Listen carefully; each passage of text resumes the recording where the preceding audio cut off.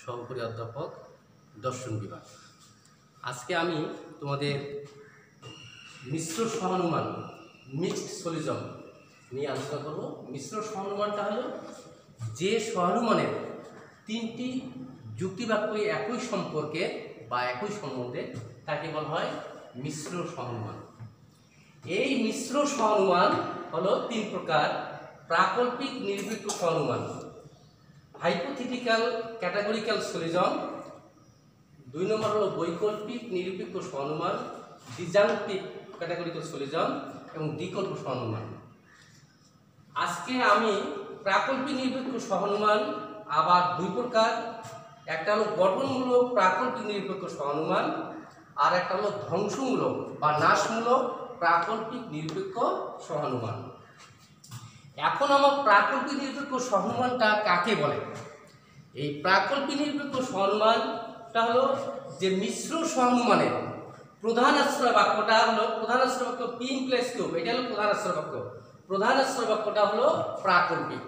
কেন প্রাকল্পিক হলো? প্রাকল্পিক হলো এর জন্য এই যে চিহ্নটা আছে, এই চিহ্নটার নাম হলো ইমপ্লাইজ, হরসু, বাংলা বলে নাল। এটার বাংলা হলো যদি তবে বা যদি তাহলে। তাহলে P + Q এটা হলো প্রধান আশ্রয় বাক্য আর অপ্রধান আশ্রয় বাক্য হলো P, হ্যাঁ, আর সিদ্ধান্ত হলো Q। তাহলে আমরা এটা বাস্তবে প্রয়োগ করতে পারি। এই যে চিহ্নটা, এই যে ইমপ্লাইজ বা নাল বা হর্ষু, এই চিহ্নটার বাংলা হলো যদি তবে বা যদি তাহলে। তাহলে আমরা এটা বাস্তবে প্রয়োগ করতে পারি। যদি বৃষ্টি হয় তাহলে মাটি ভিজে, তাহলে বৃষ্টির জন্য আমরা ভয়ের জন্য P নিলাম, মাটি ভিজের জন্য Q নিলাম, তাহলে P + Q। এখানে আবার এই প্রধান আশ্রয় বাক্যে Pটা হলো পূর্ব আর Qটা হলো অনু। আবার অপ্রধান আশ্রয় বাক্যে P, তাহলে বৃষ্টি হয় অতএব মাটি ভিজে। এটা হলো বাস্তব উদাহরণ প্রাকল্পিক নিরপেক্ষ সহানুমানের। এই প্রাকল্পিক নিরপেক্ষ সহানুমান দুই প্রকার, একটা হলো গঠনমূলক প্রাকল্পিক নিরপেক্ষ সহানুমান আর একটা হলো ধ্বংসমূলক বা নাশমূলক প্রাকল্পিক নিরপেক্ষ সহানুমান। গঠনমূলক প্রাকল্পিক নিরপেক্ষ সহানুমানটা কাকে বলে? তাহলে যে প্রাকল্পিক নিরপেক্ষ সহানুমানের প্রধান আশ্রয় বাক্যের পূর্বককে অপ্রধান আশ্রয় বাক্যে স্বীকার করে অনুককে সিদ্ধান্তে স্বীকার করে নেওয়া হবে, তাকে বলা হয় গঠনমূলক প্রাকল্পিক নিরপেক্ষ সহানুমান। এই গঠনমূলক প্রাকল্পিক নিরপেক্ষ সহানুমান এবং প্রাকল্পিক নিরপেক্ষ সহানুমানের উদাহরণটা হলো একই। আবার ধ্বংসমূলক বা নাশমূলক প্রাকল্পিক নিরপেক্ষ সহানুমান এটা কাকে বলে? যে প্রাকল্পিক নিরপেক্ষ সহানুমানের প্রধান আশ্রয় বাক্যের অনুককে অপ্রধান আশ্রয় বাক্যে অস্বীকার করে সিদ্ধান্তে অস্বীকার করা হয়, তাকে বলা হয় ধ্বংসমূলক বা নাশমূলক প্রাকল্পিক নিরপেক্ষ সহানুমান। আমরা P + Q এটাকে বলা হয় প্রধান আশ্রয় বাক্য, আবার নেগেশন Q এটা সম্পূর্ণ বলা হয় অপ্রধান আশ্রয় বাক্য। অতএব যে চিহ্নটা আছে নেগেশন P এটাকে বলা হয় সিদ্ধান্ত। তাহলে আমরা যদি এটাকে বাস্তবে প্রয়োগ করি যে P + Q, তাহলে যদি বৃষ্টি হয় তাহলে মাটি ভিজে, তাহলে নেগেশন কি? মাটি ভিজে না, বৃষ্টি হয় না। তাহলে ধ্বংসমূলক প্রাকল্পিক বা নাশমূলক প্রাকল্পিক নিরপেক্ষ সহানুমানের উদাহরণ। এখন আমরা এই গঠনমূলক প্রাকল্পিক নিরপেক্ষ সহানুমান এর আবার আছে দুইটা নিয়ম, একটা হলো অনু স্বীকৃতিমূলক অনুপত্তি, একটা হলো পূর্ব অস্বীকৃতিমূলক অনুপত্তি। অনুক স্বীকৃতিমূলক অনুপত্তিটা হলো এই ধরনের যে প্রধান আশ্রয় বাক্যের পূর্ব, হ্যাঁ, অপ্রধান আশ্রয় বাক্যে স্বীকার করা হবে এবং সিদ্ধান্তেও স্বীকার করা হবে। দেখো কিউটাকে সিদ্ধান্তেও স্বীকার করা হয়েছে, তাকে বলে অনুক স্বীকৃতিমূলক অনুপত্তি। আবার পূর্ব অস্বীকৃতিমূলক অনুপত্তি হলো যে গঠনমূলক প্রাকল্পিক নিরপেক্ষ সহানুমানে যে অনুককে যদি অস্বীকার করা হয় তাহলে অনুককে, এটা হলো পূর্ব, Qটা হলো পূর্ব আর Qটা হলো অনুক। অনুককে যদি আমরা অপ্রধান আশ্রয় বাক্যে অস্বীকার করি তাহলে Pটাকেও আমরা সিদ্ধান্তে অস্বীকার করা হবে। এটা হলো পূর্ব অস্বীকৃতিমূলক অনুপত্তির নিয়ম। এখন আমরা প্রাকল্পিক নিরপেক্ষ সহানুমান শেষ হলো, এখন আমরা আসবো বৈকল্পিক নিরপেক্ষ সহানুমান, ডিসজাংটিভ ক্যাটাগরিক্যাল সলিউশন। যে বৈকল্পিক নিরপেক্ষ সহানুমানটা কাকে বলে? বৈকল্পিক নিরপেক্ষ সহানুমানের প্রধান আশ্রয় বাক্য, তোমরা এখানে লক্ষ্য করো পি ভেল কিউ, এটা হলো প্রধান আশ্রয় বাক্য। নেগেশন পি, এটা অপ্রধান আশ্রয় বাক্য। অতএব চিহ্ন যেটা দেওয়া আছে, অতএব কিউ, এটা হলো সিদ্ধান্ত। তাহলে প্রধান আশ্রয় বাক্যটা হলো বৈকল্পিক। বৈকল্পিক বলবো এই কারণে, এখানে ভি চিহ্নটা আছে। এই ভি বাংলা হলো অথবা, হয় না হয় নয়তো, এটার বাংলা এই ভিটা। হ্যাঁ, আর এটারও দুটা বিকল্প আছে, একটা দুটা বিকল্প, একটা হলো পি, একটা হলো কিউ, আর নেগেশন পি, অতএব হলো কিউ। তাহলে যদি আমরা এর বাংলা আমরা প্রয়োগ করতে পারি বাস্তব উদাহরণ এভাবে যে রহিম হয় বুদ্ধিমান অথবা বোকা। তাহলে নেগেশন পি, রহিম নয় বুদ্ধিমান, অতএব রহিম হয় বুদ্ধিমান। এটা বাস্তব আমরা উদাহরণ, আর এটা প্রতীকী উদাহরণ। এখন আমরা বিকল্প নিরপেক্ষ সহানুমানের নিয়ম হচ্ছে যে প্রধান আশ্রয় বাক্যের দুইটা বিকল্প থাকবে, একটা এখানে বিকল্প পি, একটা হলো পি। এই বিকল্প দুটা, হ্যাঁ, যদি অপ্রধান আশ্রয় বাক্যে অস্বীকার করা হয়, সিদ্ধান্তে স্বীকার করা হবে। এটা আমরা এভাবে লিখতে পারি পি ভেল কিউ, নেগেশন কি, নেগেশন কি, এভাবেও লিখতে পারবো। এটা নিয়ম অনুযায়ী, বৈকল্পিক নিরপেক্ষ সহানুমানের নিয়ম অনুসারে।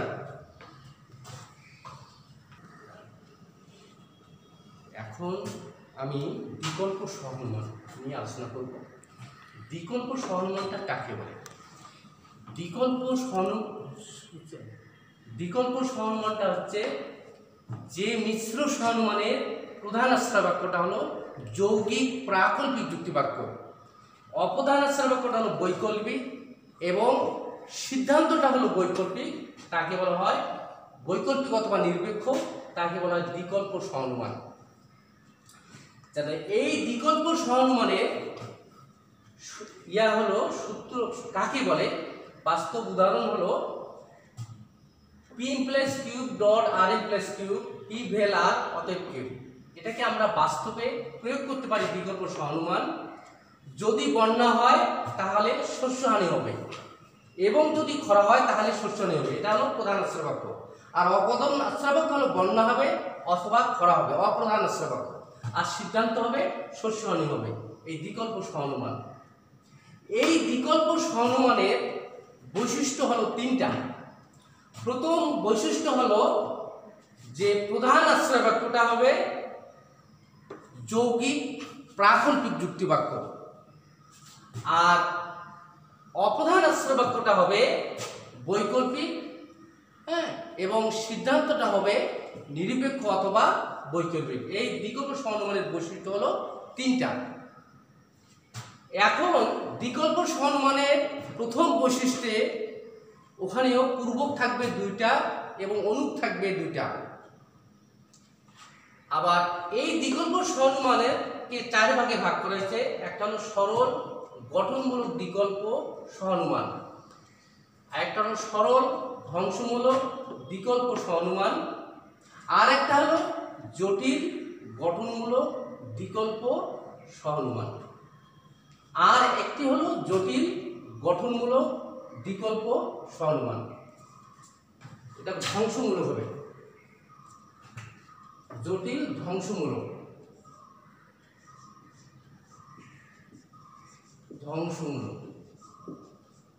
জটিল ধ্বংসমূলক বিকল্প সহানুমান। এখন আমরা এই সরল গঠনমূলক বিকল্প সহানুমানটা কাকে বলে? তাহলে সরল গঠনমূলক বিকল্প সহানুমানের প্রতীকী দৃষ্টান্ত হলো এটা, যেমন P implies Q dot R implies Q. এটা হলো প্রধান আশ্রয় বাক্য। এখানে লক্ষ্য করো এই প্রধান আশ্রয় বাক্যে প্রথমে হলো পি প্লাস কিউ, এই পিটা হলো পূর্ব আর কিউটা হলো অনু। আবার এই যে চিহ্নটা দেখা যাচ্ছে এটাকে বাংলায় বলে নাল, আর ইংরেজিতে বলে হর্ষু, ইমপ্লাইজ। হর্ষু বলে এই কারণে ঘোড়ার পায়ের মতো, কিন্তু সে কারণে এটা হর্ষু। আবার এই যে ডট, এটাকে বলে এবং, ও আর। আবার এখানে দেখো একটা পূর্বক একটা অনু, তাহলে এখানে এসে পূর্বক দুইটা, অনু হলো দুইটা প্রধান আশ্রয় বাক্যে। একটু আগে আমরা আলোচনা করলাম বৈশিষ্ট্যের ক্ষেত্রে। এবং অপ্রধান আশ্রয় বাক্যে লক্ষ্য করো পি, পিটা হলো পূর্ব, ভেল, এটা বাংলা হবে অথবা, হয়তো না হয়, আর এটা হলো আর। তাহলে এই পি এবং এই আর এটা হলো অপ্রধান আশ্রয়। এখানে দেখো এই ভেলটা আছে বৈকল্পিক যুক্তিবাক্য, আবার সিদ্ধান্তে শুধু কিউ। তাহলে এটাকে আমরা বাস্তবে এর প্রতীকী দৃষ্টান্ত বাস্তবে প্রয়োগ করতে পারি। যদি তুমি নিজের মতো চলো তাহলে লোকে তোমাকে সমালোচনা করবে। যদি তুমি নিজের মতো চলো, তুমি নিজের মতো চলো, এটা হলো পি মনে করো, আর লোকে তোমাকে সমালোচনা করবে, এটা হলো কিউ। যদি তাহলে এই চিহ্নটা। আবার এবং তুমি অন্যের মতো চলো, দেখো পি এবং কিউ আর একটা আলাদা চিহ্ন কিন্তু, সেজন্য তুমি অন্যের মতো চলো তাহলে লোকে তোমাকে সমালোচনা করবে। এটার জন্য সমালোচনা করছে, এটাও বলা হবে সমালোচনা করবে। এটা হলো প্রধান আশ্রয় বাক্য। আবার পি ভেলা, পি অথবা আর। পি বলতে আমরা বুঝতেছি তুমি নিজের মতো চলো, অথবা আর, আর বলতে আমরা কি বুঝতেছি এখানে, তুমি অন্যের মতো চলো। আর কিউ, তাহলে লোকে তোমাকে সমালোচনা করবে। এটা হলো বাস্তব উদাহরণ। আবার সরল ধ্বংসমূলক বিকল্প সহানুমান, তা কাকে বলে? যে বিকল্প সহানুমানের সিদ্ধান্তটা, বিকল্প সহানুমানের অপ্রধান আশ্রয় বাক্য প্রধান আশ্রয় বাক্যের অনুক দুটাকে অস্বীকার করে নেওয়া হবে, তাকে বলা হয় সরল ধ্বংসমূলক বিকল্প সহানুমান। তাহলে যে বিকল্প সহানুমানের অপ্রধান আশ্রয় বাক্য প্রধান আশ্রয় বাক্যের অনুক দুটা, এটার অনুক হলো কিউ, এটার অনুক হলো আর, অনুক দুটাকে অস্বীকার করা হয়েছে নেগেশন দিয়া। এই যে চিহ্নটা, এটা বলে না, নেগেশন, এটা বাংলা হবে না। তাহলে এটাকে আমরা প্রতীকী দৃষ্টান্ত বলতেছি, এটা আমরা বাস্তবে প্রয়োগ করতে পারি। আবার জটিল গঠনমূলক বিকল্প সহানুমান, এখানে দেখা গেল যে বিকল্প সহানুমানের অপ্রধান আশ্রয় বাক্য প্রধান আশ্রয় বাক্যের পূর্বক দুটাকে, পূর্বক এখানে হলো পি, এখানে পূর্বক হলো আর, এই পূর্বক দুটাকে স্বীকার করা হয়েছে, তাকে বলা হয় জটিল গঠনমূলক বিকল্প সহানুমান। আবার জটিল ধ্বংসমূলক বিকল্প সহানুমান হলো যে বিকল্প সহানুমানের অপ্রধান আশ্রয় বাক্য প্রধান আশ্রয় বাক্যের অনুক দুটাকে অস্বীকার করে নেওয়া হয়েছে, তাকে বলা হয় জটিল ধ্বংসমূলক বিকল্প সহানুমান। আমরা এখন এখানে কয়েকটা জিনিস আমরা পেলাম, যেমন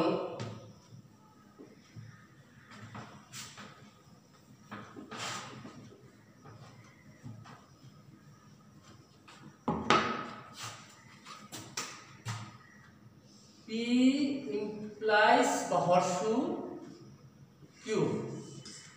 এখানে লক্ষ্য করো পি, এই পিটা হলো পূর্ব আর কিউটা হলো অনু, আর এই যে চিহ্নটা, এই চিহ্নটা থাকলেই বোঝা যাবে এটা প্রাকল্পিক যুক্তিবাক্য। এটা বাংলা হলো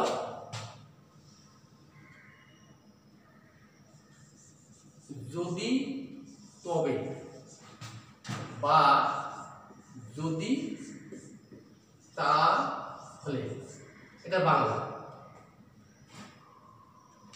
আবার আমরা যখন বলবো পি ভেল কিউ,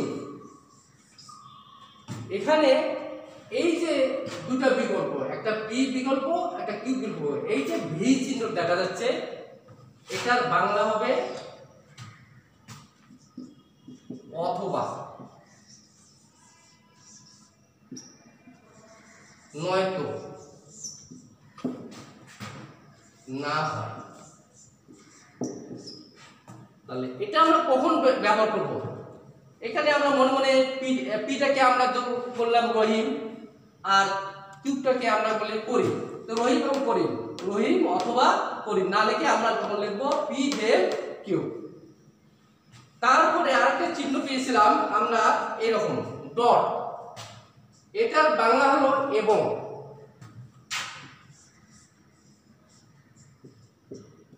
ও আর। এবং ও আর এই চিহ্নটা। তাহলে আমরা এই প্রতীকগুলো দিয়ে আমরা ধরে নিতে পারবো, হ্যাঁ, যখনই আমরা এই চিহ্নের কথা বলবো তখন ধরে নিতে হবে এটা প্রাকল্পিক যুক্তিবাক্য।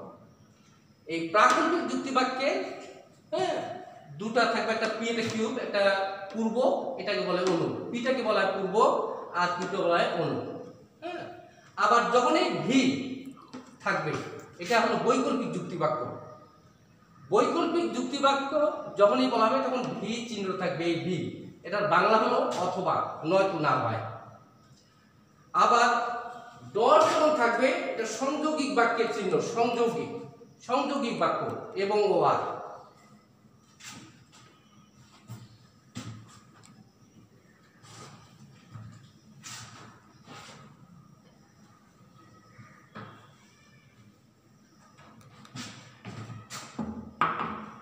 আমরা যখনই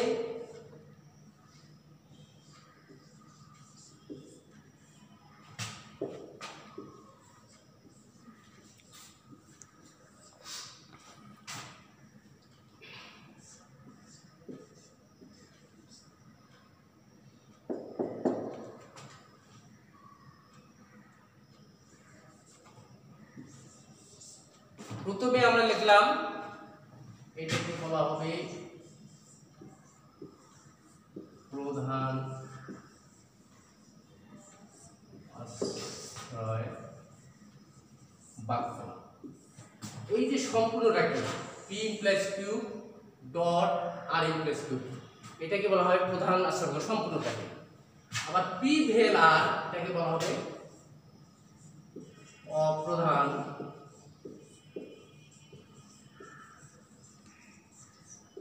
আশ্রয় বাক্য। তারপরে এই যে শুধু কিউব, এটা হলো সিদ্ধান্ত।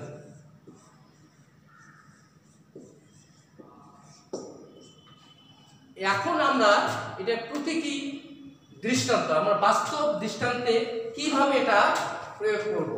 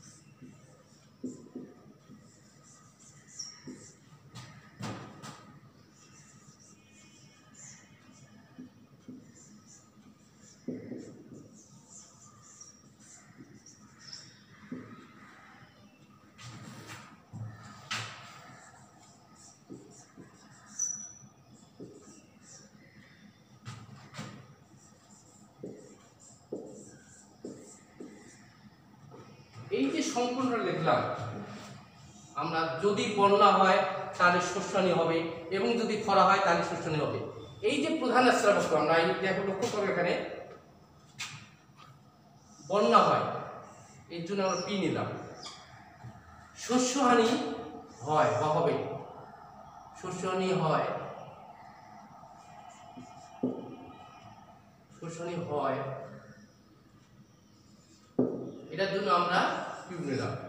তাহলে আমরা এই যে পি পাইলাম, কিউব পাইলাম, যদি তাহলে, এই যে যদি তাহলে জন্য চিহ্ন, হ্যাঁ, বন্যা হয় জন্য আমরা পি নিলাম, আবার শস্যহানি হয় এর জন্য নিলাম কিউব।